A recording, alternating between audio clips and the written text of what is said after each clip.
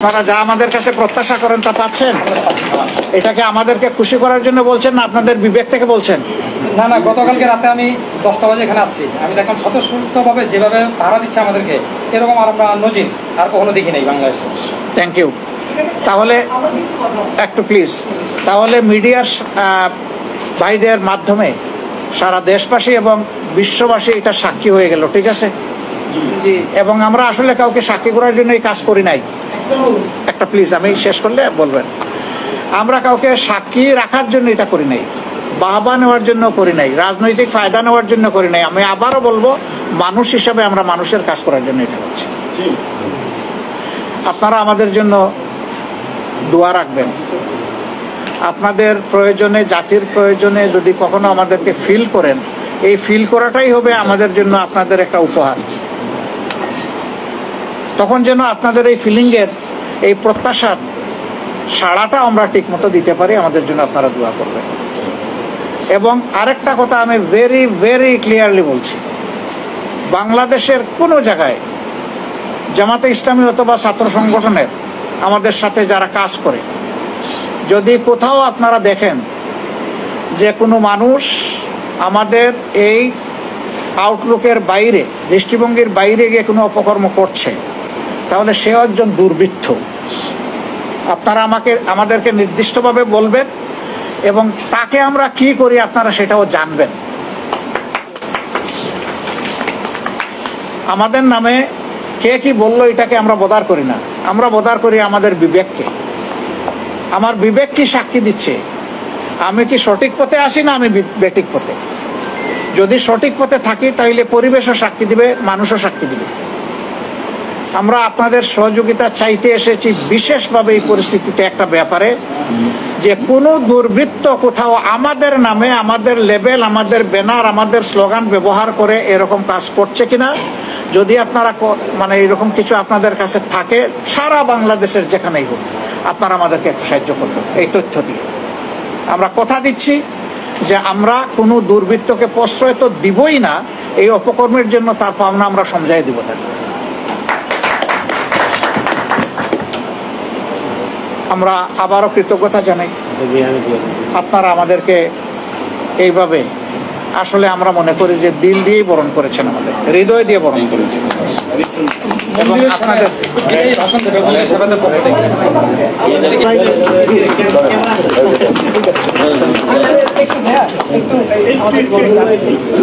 ঠিক আছে দাদাই বইটা দিয়ে দেন। আচ্ছা, এটা আমি দিয়ে দিই। আচ্ছা, ঠিক আছে। ঢাকেশ্বরী মন্দির অতীত ও বর্তমান, বাসুদেব ভট্ট লেখক এবং সাংবাদিক। Thank you very much. জি ভাই, সাংবাদিক আমি আজকের এই অনুষ্ঠানের সভাপতি, ধন্যবাদ। আমাদের সম্মানিত মেহমান, বাংলাদেশ জামায়াত ইসলামের সম্মানিত আমির বিজ্ঞজন ডাক্তার শফিকুর রহমান মহোদয়কে তার সুন্দর জ্ঞানগর্ভ বক্তব্য, এবং আমরা আশা করি তার এই মেসেজ সারা দেশে যখন যাবে তখন আমাদের সম্প্রদায়ের মানুষ আরও উদ্বুদ্ধ হবে, এবং যে শুধু ঢাকা শহর দিয়ে বিবেচনা করলে হবে না, সারা বাংলাদেশের সংখ্যালঘুরা একটি নিরাপত্তার মধ্যে থাকবে বলে আমরা বিশ্বাস করি। তার এই সুন্দর বক্তব্যের জন্য ধন্যবাদ। এখন আজকের এই অনুষ্ঠানের সভাপতি বক্তব্য দিবেন মহানগর সার্বজনীন পূজা কমিটির সভাপতি শ্রী জয়ন্ত কুমার দেব। একটু পরে এই প্রশ্ন করতে আমার সবাইকে নমস্কার এবং আদাব।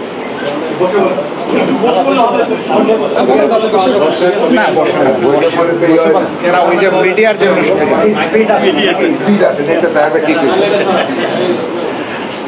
সবাইকে ধন্যবাদ। আজকে আমাদের মধ্যে উপস্থিত হয়েছেন আমাদের বাংলাদেশ জামাত ইসলামীর সম্মানিত আমির ডক্টর শফিকুর রহমান সাহেব, উপস্থিত হয়েছেন আমাদের জামাত ইসলামীর অন্যান্য নেতৃবর্গ, মহানগর সার্বজনীন পূজা কমিটির নেতৃবর্গ, বাংলাদেশ পূজা অর্জন পরিষদের নেতৃবর্গ এবং শ্রী শ্রী ঢাকেশ্বরী মন্দির পরিচালনা পরিষদের নেতৃবর্গ। সবাইকে ধন্যবাদ, শুভেচ্ছা। আসলে মনটা খুবই খারাপ। বাসার থেকে যখন বের হই তখন লন্ডন থেকে একটা টেলিফোন এসে, আমরা বাড়িতে ছিলেন, অনেক আত্মীয় স্বজন লন্ডন থাকে। এগুলো যে বাবা তুমি যাচ্ছ কোথায়? আমি যাচ্ছি ঢাকেশ্বরী মন্দির। কোনো বেরোবে না ঘর থেকে আসতে, এখনো সরকার গঠন হয় নাই, সাবধান। আমরা যা দেখছি সারা বাংলাদেশে, এটা তো আমরা বুক পাটা আটতো না। আমি বললাম আন্টি আপনি তো বার্মিংহাম থাকেন, আমার আজকে যাইতে হবে। কেন তুমি যাবা? আমি বললাম যে আমাদের একজন অতিথি আসবেন, যিনি কোনোদিন ঢাকেশ্বরী মন্দির আসেনি, এবং আজকে আমার যাইতে হবে, যেহেতু আমি সভাপতি, আমার দায়িত্ব। যাই কিছু মনে হয় কিছু হবে না, এই সাহসটা কিন্তু বেরিয়েছে। বেরোর পরে শাহবাগে আটকে গেলাম। কারণটা কি, আবার কি শুরু হয়ে গেল কিনা, ড্রাইভারে গেলাম, দেখো তো কি কোন আছে, আর লম্বা লাইন। কি হয়েছে? ট্রাফিক নাই,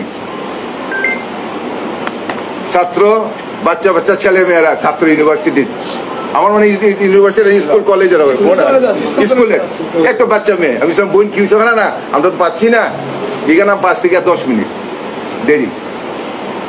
আসলাম, আসার পরে টেলিফোন কিন্তু বাজছে, কিন্তু এখন এই হলো মনের ভিতরের আতঙ্ক। আমি ধন্যবাদ জানাই আমির সাহেবকে, উনি বলছেন যে এই দেশ সবার, আসলেই সবার। নবীজি যখন স্পিচ দিছিল, বিদায় ভাষণ, কি বলছিল? তুমি প্রকৃত মানুষ যে তোমার পার্শ্ববর্তী মানুষকে রক্ষা করে, সেই হলো প্রকৃত মানুষ, সেই হলো ইমানদার।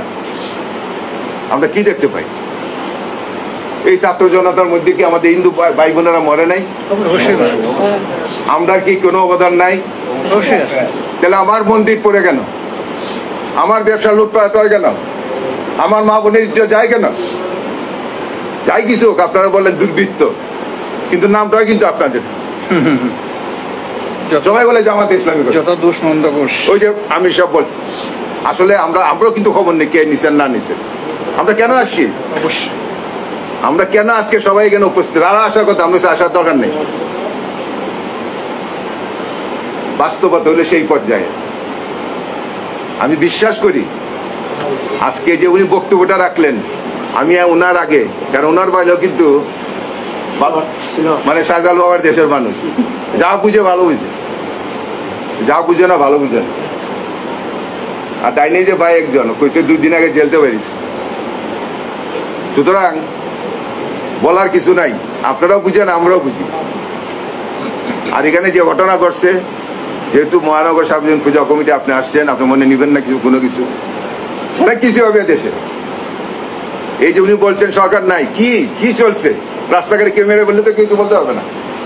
কোথায় আছি আমরা? কেউ নেই।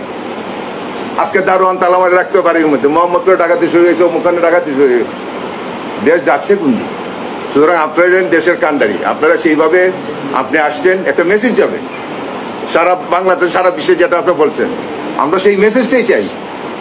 এবং আমরা মনে প্রাণ বিশ্বাস করি আমরা কিন্তু রাস্তাঘাটে নামবো। কেন আমাদের একসাথে নামবো? আমরা তো উপর অত্যাচারটা কেন? সরকার পরিবর্তন হলে আমাদের উপর অত্যাচার কেন? কি দোষ করছি আমরা? আমাদের কি অন্যায়? মনের কথাটা বলতে পারি না, মনের সাহস আগাইতে পারি না। অনেক কথা আছে, আপনারা সবাই রাজনীতিবিদ, অনেক। আমার ডাইনে যে মানুষ পুরঘা, আমি চিনিও না। আর আমাদের গোবিন্দ প্রামাণিক যত আসেনি, অনেক কথা আছে। সুতরাং এই কথার শেষ কথা হলো, আমরা মানুষ। এই যে উনি বলছেন আমি যাচ্ছি কিছু দেওয়ার জন্য, বিবেকের তারা নাই। আপনি কিন্তু বিবেকের টানাই জ্ঞানে আসছেন। আমি ধন্যবাদ জানাই যারা আসছেন আজকে এই আমাদের মায়ের ঢাকেশ্বরী বাড়িতে। এই ঢাকেশ্বরী বাড়ি নিয়ে খেলা নেওয়া করে কিন্তু কেউ ভালো হইতে পারে না। আমি আমার বিশ্ববিদ্যালয় ইউনিভার্সিটিতে দেখছি অনেক কিছু করছে, তাদের অস্তিত্ব নাই। মক্কা মদিনা গয়া কাশি, আমি বিশ্বাস করি এক জায়গা, মন্দির মসজিদ এক। আমার বাড়ি হবিগঞ্জের আজমিরেগঞ্জ। কালকে আমার হিন্দুর বাড়িতে একজন গিয়ে গেছে, এই তোর কাছে 1.5 লাখ টাকা পাই, খুব মারিয়ে দিছে তারা। আমি বললাম, আমি হবিগঞ্জের সবাইকে জানাইলাম, ভাই এই কি ঘটনা, তোমার লোকটা থামাও, এটা তো হইতে পারে না বাংলাদেশ। এবং সে আজকে হসপিটাল। আজকে বাজারের হিন্দু দোকানগুলো লুটপাট হয়ে গেল। কি অপরাধ ছিল? সুতরাং আপনি আছেন, আপনি শীর্ষ পর্যায়ে বাংলাদেশের রাজনীতির প্রেক্ষাপটে। আমরা সেদিন শুনছি সামরিক বাহিনী প্রধান এখানে কে কে উপস্থিত প্রথমে বলছে জামাতের আমি, এটা নিয়ে অনেক কিছু হচ্ছে। সুতরাং বলার কিছু নাই, সাংবাদিক বাইরে আছেন, এই মেসেজ পৌঁছাই দিবেন, এই দেশ আমার, আপনার, সবার। আমরা এই দেশের নাগরিক। আমরা যে কেউ ভাবেন যে আমরা চলে যাবো, আমরা যদি চলে যাবো না, আমরা কিন্তু এই দেশে থাকবো, যাই কিছু করেন। কথা স্পষ্ট, সরকার আসলে আমাদের পড়তেছে কেন? কেন আমাদের মন্দির ভাঙা হয়? কই আর তো কিছু হয় না, কই মানুষ তো নামে না রাস্তাঘাটে। সুতরাং কথাগুলো কষ্ট থেকে বললাম। আপনারা বিবেকবান মানুষ, সবাই আজকে উপস্থিত আছেন। আপনার সব অনুরোধ জানাই, আপদে বিপদে সুখে দুঃখে থাকবেন সবাই, আমরা সবাই পাশাপাশি থাকবো, এই প্রত্যাশা জেনে সবাইকে ধন্যবাদ জানিয়ে আমি সব আসছেন ওনাকে আমাদের পক্ষ থেকে সাধুবাদ জানাই, শুভেচ্ছা জানাই, এবং যারা আসছেন সবাই থাকবেন এবং আপনার কৃতজ্ঞ আপনারা ছিলেন আমরা জানি। গেটের বাইরে আমরা সবাই বলছি, গেটের ভিতরে না, গেটের বাইরে থাকবেন, কারণ মন্দির একটা পবিত্রতা জায়গা আছে। আমরা কি 8টার পরে কেউ থাকতে পারে না কেন, বিশেষ 10টা বা 11টা কোনো অনুষ্ঠান যদি না হয়। সুতরাং যারা ছিলেন, বর্তমানে আছেন, কমিটি ছাড়া, এবং আমার রাজনীতির নেতৃবৃন্দ, বিএনপি এখানে ছিল, সবাই ছিল। সুতরাং আমি সবাইকে ধন্যবাদ জানিয়ে, আজকের আমির সাহেব আসছেন এই জন্য ওনাকে কৃতজ্ঞতা জানিয়ে, আর সাংবাদিক ভাইরা আসছেন সবাইকে অভিনন্দন জানিয়ে আজকের এই সভা সমাপ্তি। যদি সাংবাদিক ভাইয়ের কোনো প্রশ্ন থাকে, আমাদের আমির সাহেব আছেন, ওনার সাথে কথা বলতে হবে। সবাইকে ধন্যবাদ। একটা মিনিট, প্রশ্নের আগে একটা মিনিট। আপনারা সবাই আগে তো বললামই, তাই ভাই 2 দিন আগে বেরিয়েছে, ধন্যবাদ সবাই দিলাম ভাই, সবাই ধন্যবাদ। আর বাইরে তো আমি আগে ডাকছি কিন্তু মিস্ত্রি। একটা মিনিট, দাদাকে একটা অনুরোধ করবো, দাদাকে না আমাদের সবাইকে, আমি সহ আমাদের সবাইকে, যে আমরা যেন সাহস করে সাদাকে সাদা বলতে পারি, কালোকে কালো বলতে পারি। অবশ্যই।